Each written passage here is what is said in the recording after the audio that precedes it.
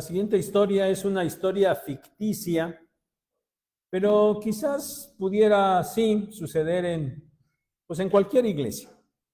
Resulta que había una iglesia y de repente dijeron los hermanos, vamos a darle una medalla para reconocer al hermano que sea más humilde de todos nosotros. Y bueno, ya empezaron a deliberar y a aplicar y bueno, ya terminaron. Bueno, el hermano fulano es el más humilde de todos. Aquí está su medalla. Le entregaron su medalla por ser el más humilde. Y ya se fueron. El siguiente domingo, que regresan al culto, viene el hermano fulano portando ahí orgullosamente su medalla. Y entonces se la quitaron. Egoísmo, deseo de reconocimiento, deseo de grandeza. De manera natural, el ser humano aspira a obtener lo máximo, a la grandeza, aspira a la preeminencia, a la supremacía, y si con ello va incluido el tener autoridad sobre los demás, pues mucho mejor. Todos desean llegar a la cima, pero solo para ver al resto de las personas hacia abajo. Sí, eso es lo natural. Y ese es el deseo de todos, aunque lo nieguen. Primer domingo de mes, volvemos al Evangelio de Mateo. Ya sabe, primer domingo de cada mes, estamos predicando el Evangelio de Mateo y hoy nos corresponde el capítulo 20. Y del capítulo 20 vamos a meditar en este día de los versículos 20 al 28 que ya leímos. Los discípulos del Señor están convencidos, plenamente convencidos que Él es el Rey Mesías que está esperando el pueblo de Israel. Y después de que ellos han expresado esto abiertamente, bueno, el Señor les ha revelado cuál es el plan del establecimiento del reino. Y por tercera ocasión, aquí antes de la lectura que ya hicimos en el capítulo 20, versículos 17 al 19, por tercera ocasión, el Señor Jesús les anuncia que sí, van a Jerusalén y que allá en Jerusalén Él va a morir, pero que al tercer día Él va a resucitar. Mateo nos narra aquí cómo inmediatamente después de este anuncio de su muerte, cómo los discípulos no prestan atención, los discípulos no entienden, porque su mente está enfocada totalmente en lo terrenal. Ahí está su mentalidad solamente. El Señor en este momento de su ministerio, bueno, como hemos visto a lo largo del Evangelio de Mateo, en este momento el Señor ya ha sido rechazado por su pueblo, por los líderes religiosos. Y entonces Él como dijimos, sin dejar de atender a las multitudes, Él se ha centrado ya más en la enseñanza a sus discípulos. Y desde el capítulo 18, verso 1, Él les está hablando de un tema importante. Y les está hablando de esto debido a la insistencia de ellos, de sus discípulos, y les está hablando acerca de cuál es el criterio de grandeza en el reino de los cielos. Y en esta sección que leímos, versos 20 al 28, la enseñanza llega a su clímax. Y llega aquí debido a la petición de supremacía en su reino que le han hecho Santiago y Juan, Jacobo y Juan. En esta enseñanza, el Señor va a establecer cuál es el criterio de grandeza en el reino de los cielos. Y este es un criterio de grandeza que rompe todos los esquemas. Punto número 1 de la predicación de hoy. La petición de Jacobo y Juan un deseo de grandeza. Versos 20 y 21. Miren, el Señor Jesús un poquito antes les había dicho a sus apóstoles ahí en el capítulo 19, verso 28, y esto debido a que Pedro le había dicho al Señor, bueno, Señor, nosotros hemos dejado todo por seguirte, ¿qué recibiremos a cambio? Pedro está preocupado, ¿qué va a recibir, verdad? Si le había dejado todo por el Señor. Bueno, el Señor le dice ahí en 19:28, de cierto les digo que en la regeneración, cuando el Hijo del Hombre se siente en el trono de su gloria, ustedes que me han seguido también se sentarán sobre 12 tronos para juzgar a las 12 tribus de Israel. Bueno, y es obvio, ¿verdad?, que a pesar de acabar de mencionarles por tercera vez que al llegar a Jerusalén será escarnecido, azotado y crucificado, pero que resucitará al tercer día, a pesar de eso, lo que está en la mente, en el pensamiento de los discípulos eran los pensamientos de supremacía que ellos tendrían cuando se sentarían con el Señor en esos tronos para estar sobre el pueblo de Israel y para gobernarlo. Miren, algunos comentaristas atenuan un poquito la petición de Jacobo y Juan diciendo que, bueno, su sentir era el de estar cerca del Señor Jesús, pero por la manera en la que reaccionan los otros 10 y por las propias palabras que expresa el Señor en esta ocasión, bueno, nosotros podemos asegurar que sin duda ese tinte de grandeza, de deseos de grandeza, estaba presente en esta petición de Jacobo y Juan. Y la petición concreta era que ellos se sentaran uno a la derecha y otro a la izquierda del Señor. Y esto eran los lugares más importantes. Eso es lo que estaban pidiendo, los más importantes. Sí, ciertamente los otros 10 sí iban a estar ahí porque iban a estar los 12. Pero los lugares privilegiados los deseaban Jacobo y Juan. Definitivamente su petición evidenciaba su deseo de reconocimiento, ese deseo de supremacía, ese deseo de grandeza, es lo que estaban evidenciando con su petición.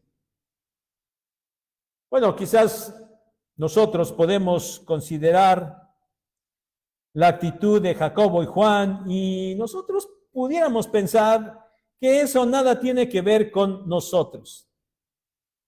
Quizá podemos decir que por nuestra mente nunca han pasado tales pensamientos de grandeza. Pero ¿realmente es así? ¿Realmente es así? No es necesario que nuestros pensamientos sean iguales. El punto es qué tanto en el ámbito que nos desenvolvemos estamos pensando en alcanzar los máximos grados de grandeza y estar por encima de los demás, aunque sean muy poquitos. Por favor, hermano, considera tus intenciones. Aún en aquellas cosas que tú creas que no son muy significativas. ¿Qué tanto en lo que haces tú deseas egoístamente reconocimiento y privilegio? Y mucho más si acaso eso tiene que ver con lo que tú haces en la iglesia. Punto número 2. La grandeza precedida por el sufrimiento. Versículos 22 y 23. Volviendo al texto, nosotros podemos notar que aunque es en la narración de Mateo, es la madre, dice ahí que se acercó la madre de los hijos de Zebedeo, tampoco los identifica, pero ya nosotros sabemos, ¿verdad? Es la madre de Jacobo y de Juan. Bueno, aunque Mateo nos dice que es la madre la que se acerca y hace la petición, por su respuesta, el Señor deja en claro que la petición viene directamente de ellos, de Jacobo y de Juan, porque la respuesta no se la da a su madre, la respuesta se la da a ellos directamente. Esa petición, ese deseo de grandeza es de ellos. Y en esa respuesta ya que se dirige a ellos directamente, Él les dice que no sabían lo que estaban pidiendo. Y entonces les pregunta si ellos podían beber del vaso que Él había de beber. ¿A qué se refiere esto? Simplemente al sacrificio que Él estaba a punto de padecer allá en la cruz. Ese era el vaso que el Señor iba a beber, un vaso de sufrimiento. Iba a vivir la crucifixión. Bueno, sí es cierto, el Señor Jesucristo era el Mesías que el pueblo estaba esperando. Y el Mesías iba a tomar su trono, pero lo iba a tomar en otro momento, en un tiempo futuro. En ese momento, lo que procedía en el plan de Dios era que el Señor padeciera sufrimiento. La grandeza estaba precedida por el sufrimiento. Cuando el Señor Jesús les pregunta a Jacobo y Juan que si ellos pueden beber del mismo vaso que Él va a beber, es decir, van a poder sufrir igual que yo voy a sufrir, ellos responden simplemente, podemos. ¿Estarían ellos conscientes de lo que estaban diciendo? Bueno, el Señor les anticipa que sí, ciertamente ellos también sufrirían. Aunque está claro que de ninguna manera el sufrimiento de ellos iba a ser igual al del Señor Jesús, de ninguna manera. Porque el Señor Jesús moriría en la cruz, pero llevaría sobre sí el pecado de la humanidad y recibiría sobre sí la ira de Dios. Y aunque ciertamente muchos creyentes después de esto fueron crucificados, bueno, de ninguna manera ninguno de ellos llevaba el peso del pecado ni de la ira de Dios. No podía ser de la misma manera. Pero bueno, ante la osada respuesta de Jacobo y de Juan de que sí podían beber la copa del Señor, Él les declara que efectivamente ellos iban a padecer, iban a sufrir por causa de Él. Nosotros hoy sabemos por la historia que poco tiempo después de que el Señor ascendió a los cielos, cuando la iglesia había nacido y la iglesia estaba creciendo, Hechos capítulo 12, Jacobo fue muerto, fue decapitado por Herodes. Hechos capítulo 2. Y sabemos que Juan, desde un inicio, mismo libro de los Hechos, capítulos 4 y 5, desde un inicio Juan empezó a padecer encarcelamientos y azotes. Dice la tradición, que en un momento de su vida Juan fue metido a una olla de aceite hirviendo y no murió, salió con vida. Eso es tradición. Pero bueno, lo que es cierto es que también la Escritura nos dice que en los últimos años de su vida, Juan fue exiliado a la isla de Patmos, ahí donde él recibió el Apocalipsis. Claro que esos dos discípulos osados iban a beber de la copa de sufrimiento. Pero su petición era muy atrevida. Ellos querían los sitios de mayor honor. Y el Señor les aclara que a él, al Hijo, no le correspondía asignar esos lugares, que de hecho esos ya estaban asignados, pero que esa era potestad del Padre. Él ya sabía quién los tenía reservados. A él no le correspondía responder afirmativamente a su petición. Y sí, el Señor fue escarnecido, crucificado y muerto. Pero después de eso resucitó y regresó al cielo, a la gloria que tenía antes de su encarnación. Él había orado así, ¿se acuerdan? Juan capítulo 17. Señor, ahora llévame a la gloria que tuve contigo antes de que el mundo fuese. Y él fue glorificado, ciertamente. Él recibió honra y recibió gloria, pero antes de esa gloria, tuvo que pasar por el sufrimiento. Por el sufrimiento. Ustedes saben que hoy los famosos, ¿verdad? Esos que todo mundo conocemos, aunque no sepamos ni qué hacen ni a qué se dedican, pero son famosos, ¿verdad? Esos que han alcanzado la fama y la gloria terrenal, sean artistas o sean deportistas o sean de lo que sea, generalmente se hacen los sufridos, ¿no es cierto? Dicen, sí, ya tenemos, yo he llegado, pero ¿qué? Me ha costado mucho trabajo, muchos sacrificios. Ha sido un sufrimiento grande poder llegar al lugar a donde me encuentro. ¿Sí los han oído? Ahí están de sufridos, ¿verdad? Y no, y la familia, y no sé cuántas cosas ponen ahí. Pero miren, la gente común, que aunque quisieran también llegar a esos grados de fama y de gloria terrenal, no lo van a alcanzar nunca. Bueno, la gente común, de todas maneras, exalta sus logros, por mínimos e insignificantes que sean, y también dicen que ha sido a través de un gran sufrimiento, ¿verdad? Y ahí están los niños, ya terminé la primaria, ¿cuánto he sufrido? Bueno, la primaria todavía no, ¿eh? Pero bueno, ¿qué tal cuando terminan la carrera, no? ¡Ay, no! ¡Cuánto sufrimiento! ¡Cuántos desvelos! Y ahí están de sufridos todos, ¿no? Como si fueran los únicos que hayan terminado una carrera profesional. Sí, todo mundo exalta sus logros y dice que ha sido a través de mucho sufrimiento.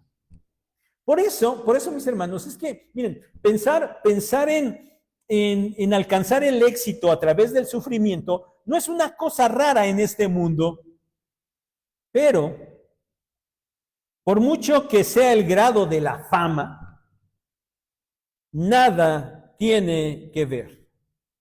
No puede compararse ni tantito con lo que estamos encontrando en este pasaje.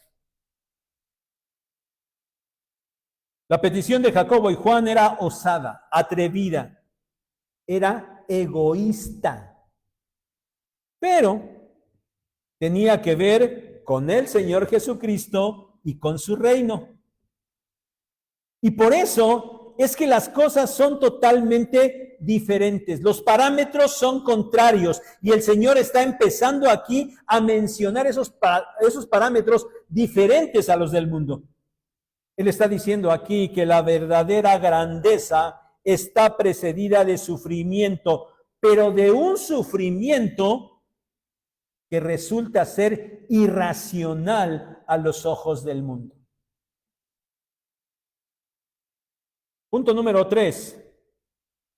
La evidencia del sentir general de grandeza. Verso 24. En su petición, Jacobo y Juan evidenciaron su deseo de grandeza. Pero en su reacción, los otros 10 evidenciaron que ellos también tenían el mismo deseo de grandeza. Dice el texto que los 10 se enojaron contra Jacobo y Juan. ¿Por qué se enojaron? Ay, Jacobo y Juan, de veras ustedes se pasan. ¿Que no están entendiendo las cosas? ¿Que no el Señor nos acaba de decir que va a sufrir y que va a ir a la cruz? Y ustedes, ay, están con sus cosas. Hoy se pasan. ¿Por eso se enojaron? De ninguna manera. Se enojaron porque ellos querían exactamente los mismos lugares de honor. Por eso se enojaron. Y se enojaron porque diríamos hoy en nuestro lenguaje coloquial, los estaban madrugando, ¿verdad? ¿Cómo? Si estamos todos viendo a ver quién y a ver cómo vamos a quién va a ganar los lugares y aquellos salen con que se nos adelantan. ¿Cómo? Por eso se enojaron los otros 10. De hecho, esto no era nuevo. Ellos habían discutido, los 12 habían discutido ya más de alguna vez acerca de los lugares de preeminencia que iban a tener en el reino. El egoísmo y el deseo de reconocimiento y grandeza es natural en los seres humanos debido a su pecado. De hecho, este fue el pecado de Satanás. ¿Se acuerdan lo que nos dicen los profetas? Que dijo Satanás: subiré a los cielos y pondré mi trono al lado del de Dios. Eso quería Satanás. Grandeza. Y luego incitó a Eva para comer del fruto del árbol del conocimiento para lo mismo. No morirás. Dios sabe que cuando coman de ese fruto serán ¿qué? Semejantes a Dios. ¿Por qué tienes que estar abajo? Exáltate. De ese grado de egoísmo estamos hablando. Y por eso podemos asegurar que debido a la naturaleza pecaminosa del ser humano, su deseo será siempre de ser grande, como hemos dicho, aunque sea en el ámbito más pequeño e insignificante en el que se mueva, no importa. Siempre va a querer la grandeza. Y hermanos, en el enfoque de la predicación de hoy nos lleva nuevamente a que mi hermano reflexiones. Reflexiones en cómo estás evidenciando tu deseo de grandeza, tu egoísmo. Y como también estamos diciendo, no se requiere que tus aspiraciones sean extremadamente grandes, pues se manifiestan aún en medio de solo aquellos que te rodean, aunque sean poquitos. Todo mundo tiene ese sentir de grandeza y se vuelve competitivo con aquellos que quieren lo mismo, con aquellos que le pueden quitar ese lugar de grandeza. Eso estaba pasando con los apóstoles. Se vuelven competitivos. Dime si no es cierto, hay quienes siempre se están comparando con los demás, ¿verdad? Aunque sean poquitos. Se están comparando con los demás para que todos se den cuenta que ellos son más que todos los demás. Y ahí están presumiendo lo que tienen, o lo que son, o lo que, no sé, cualquier cosa que valga la pena, o según ellos, para evidenciar a los demás que son menores que él. Y ahí están siempre comparándose con ellos. Claro que se comparan en las cosas que pues a lo mejor sí, pudieran decir, bueno, en esto soy mejor que tú. Pero de lo que son menores, ¿verdad? Que son muchas cosas, de eso ni hablan. Y hablan de aquellas cosas que aparentemente pueden superar a los demás, aunque sean las cosas más ridículas e insignificantes que pueda haber. Y esto, hermanos, esto da evidencia a nuestro punto. En nuestra naturaleza caída, somos propensos a desear ser siempre más que los demás. Punto número 4. La grandeza en el reino de los cielos. Versículos 25 al 27. El Señor lo sabía perfectamente. El deseo de la preeminencia era una disputa constante entre sus apóstoles. Y Él les estaba enseñando sobre esto en esta porción que, como ya dije hace un momento, empieza allí en el capítulo 18, verso 1. Desde allí estos discípulos vuelven a hablar de esto y siguen peleando por la supremacía y el Señor les ha empezado a enseñar al respecto. Y ahora, al llegar a estos últimos versículos, el Señor les va a dejar en claro cuál es el criterio de grandeza en el reino de los cielos. Si ellos estarían en 12 tronos y juzgarían a Israel. Con esto ya el Señor les estaba otorgando un gran privilegio, pero ellos no se conformaban con eso. Querían, a pesar de eso, querían los 2 lugares de más preeminencia en el reino. Pero había otra cosa. Con esto se evidenciaba que el pensamiento de los discípulos estaba bajo el criterio del mundo. Ellos gobernarían a Israel.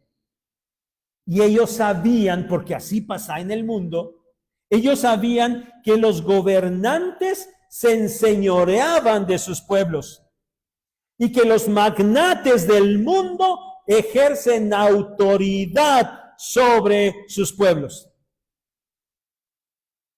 Y ellos querían esos lugares, porque ellos estaban pensando que en el reino del Señor las cosas eran iguales.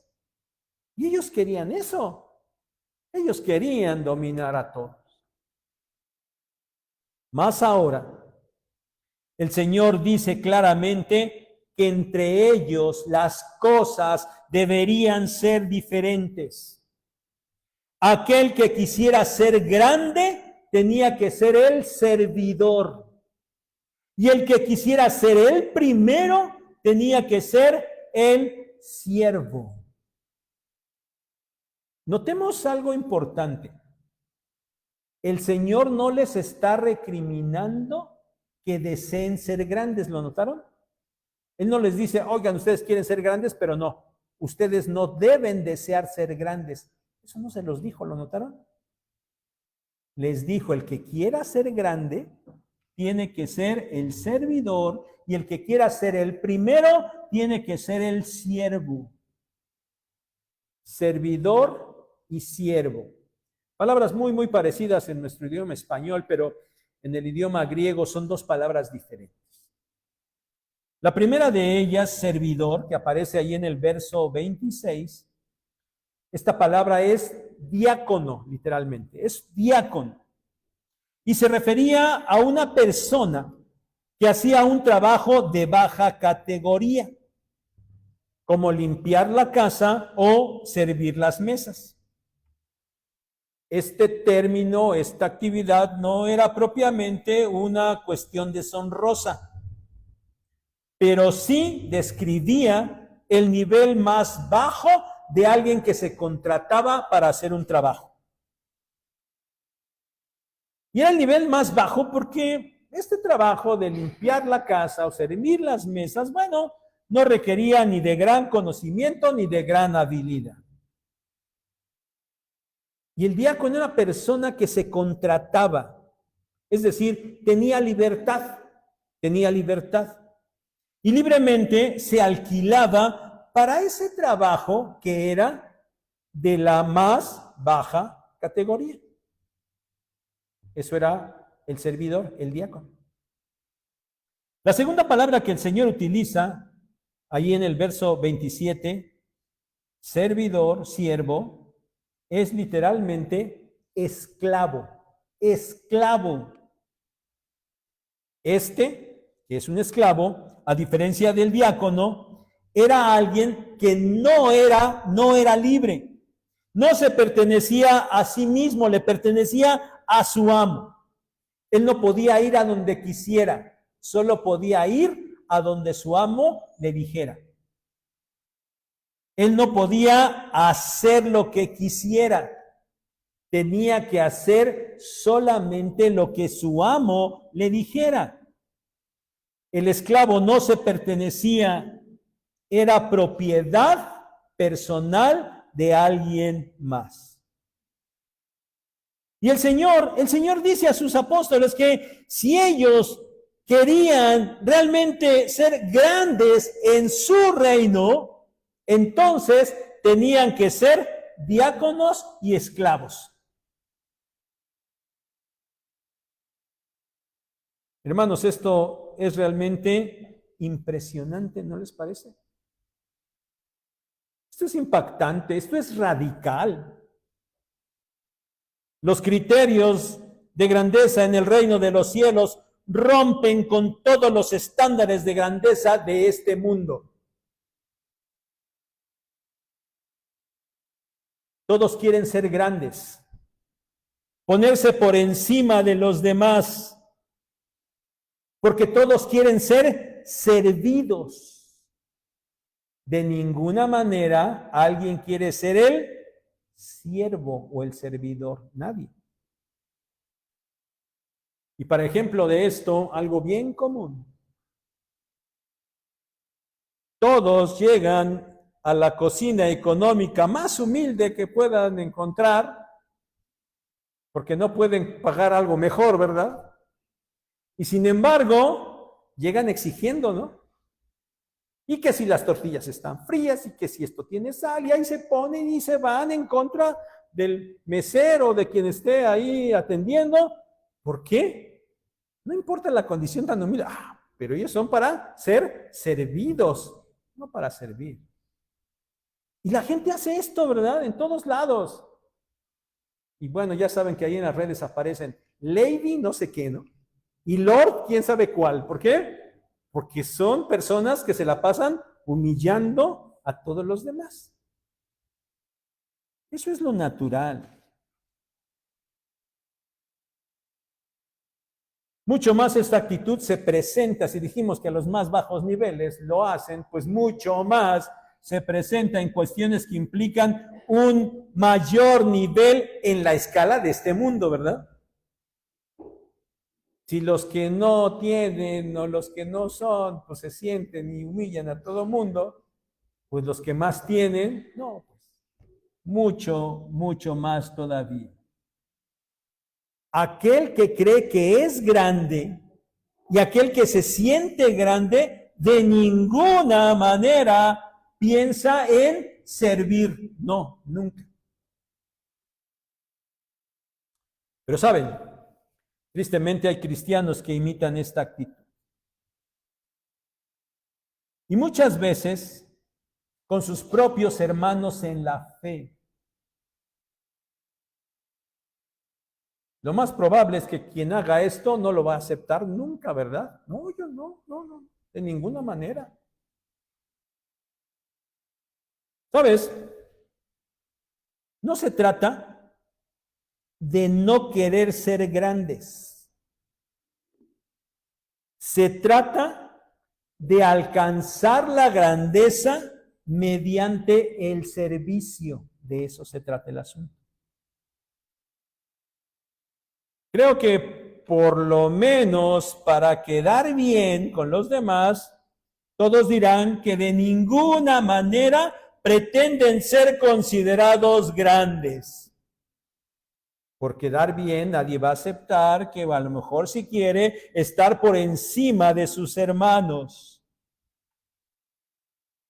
Pero sabes, aquí no se trata de no querer ser grandes.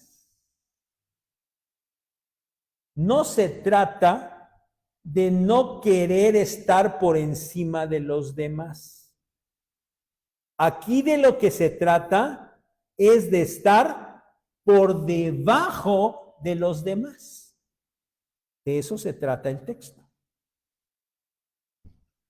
Se trata de ser diáconos y esclavos. Pero como dije, por quedar bien todos dirán, no, yo no tengo pretensiones de grandeza ni de estar por encima de mis hermanos, ¿verdad? Pero lo dirán por quedar bien. Pero ponerse por debajo de los demás, ni por quedar bien lo van a decir, ¿verdad? Porque no es algo grato, no es algo que se quiera hacer. Que quede claro, no está mal querer ser los más grandes, pero esa grandeza se alcanza mediante ser los siervos de los demás. ¿No les parece que esto es tremendo? Impactante, radical. Por eso el requerimiento del Señor es así radical, porque rompe todos los esquemas. Y tal requerimiento es imposible para el mundo. Por eso es que este requerimiento es solo para los cristianos, que pueden cumplirlo cuando tienen la mirada puesta en el reino celestial. ¿Quieren ser grandes? Pongan la mirada en el reino celestial y sean grandes conforme los estándares del reino celestial. Bueno, tal vez aquí alguien pudiera decir, bueno, está bien, yo, la verdad, mira, si de eso se trata, yo no pretendo ser grande, ¿eh? Y entonces, como yo no quiero ser grande, bueno, entonces yo no tengo la obligación de servir a los demás, porque yo no quiero ser grande, ¿verdad? Alguien pudiera decir esto. Pero mi hermano, nadie debería decirlo. Porque ese no es el sentido de este texto. Mi hermano, no importa que digas que no quieres grandeza. Porque claro que se trata de alcanzar la grandeza, sí, de eso se trata. Pero se trata de alcanzar la grandeza en el reino del Señor. Y por eso, de lo que se trata es de servir a tus hermanos. Punto número 5. El ejemplo perfecto de grandeza. Versículo 28. Sin duda que cuesta mucho trabajo convertirse en el siervo de todos, ¿no es cierto? Cuesta mucho trabajo. Más cuando la realidad dice que los otros abusan del servicio que se les presta. Pero sabes, hermano, hay algo que desarma totalmente. Y eso es considerar el ejemplo de servicio del Señor Jesucristo. Considerar el grado de servicio a que el Señor Jesucristo llegó. Dice el verso 28. Como el Hijo del Hombre no vino para ser servido, sino para servir y para dar su vida en rescate por muchos. Y más que explicarte esto, mi hermano, el día de hoy yo quiero llamar tu atención a dos pasajes de la Escritura. Y el primero de ellos es Juan capítulo 13, de los versículos 1 al 16. El Señor Jesucristo está a punto, ya falta muy poquito, está a punto de ser traicionado. Y está a punto de ser entregado. Y está a punto de empezar ese proceso de sufrimiento para llegar a morir en la cruz. Ya está a poquito de eso. Y sin embargo, en este momento, Él se pone a lavarle los pies a sus discípulos. Hermanos, quiero decirles que este pasaje a mí me impacta en gran manera. Cuando leo el Evangelio de Juan y yo llego a esta porción, créanme sinceramente, yo quisiera brincármela, porque es impactante. El soberano Señor del universo se está inclinando para lavarle los pies a sus discípulos. Como el siervo de la más baja categoría que pudiera haber en una casa en ese tiempo. Y eso realmente a mí me impacta mucho. Y como quisiera, mi hermano, que a ti también te impactara. Y cuando él terminó de lavar los pies a los suyos, les dijo: ustedes me llaman maestro y señor, y dicen bien porque lo soy. Pues si yo, el maestro y señor, les he lavado los pies, ustedes también deben lavarse los pies unos a otros. Mi hermano, ¿qué pretexto podemos poner para no servirnos unos a otros? El segundo pasaje que debemos considerar es Filipenses capítulo 2, versículos 3 al 8. Pablo está escribiendo y les dice a los filipenses que se andaban ahí peleando, dice: nada hagan por contienda o por vanagloria, antes bien con humildad, estimando cada uno a los demás como superiores a él mismo, no mirando cada uno por lo suyo propio, sino cada cual también por lo de los otros.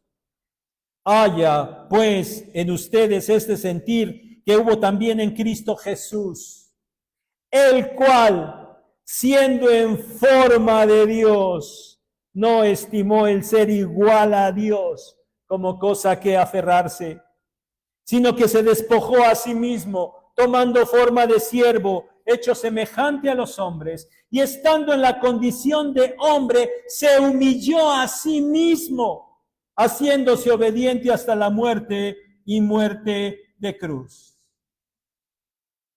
Otra vez, el soberano Señor del universo, el Verbo eterno, aún y siendo Dios mismo, se humilló, se hizo hombre y tomó la forma de siervo. Y se humilló a sí mismo al grado de llegar a morir en la cruz. Ante tal ejemplo de servicio, ¿podemos negarnos a servirnos unos a otros? ¿Seríamos capaces?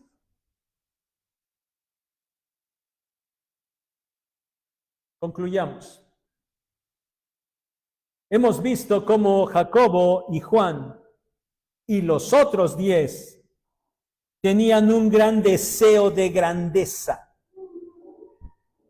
Este caso de esta narración es un caso especial, ciertamente. Y a lo mejor podríamos decir que nosotros no estamos de ninguna manera en ese caso.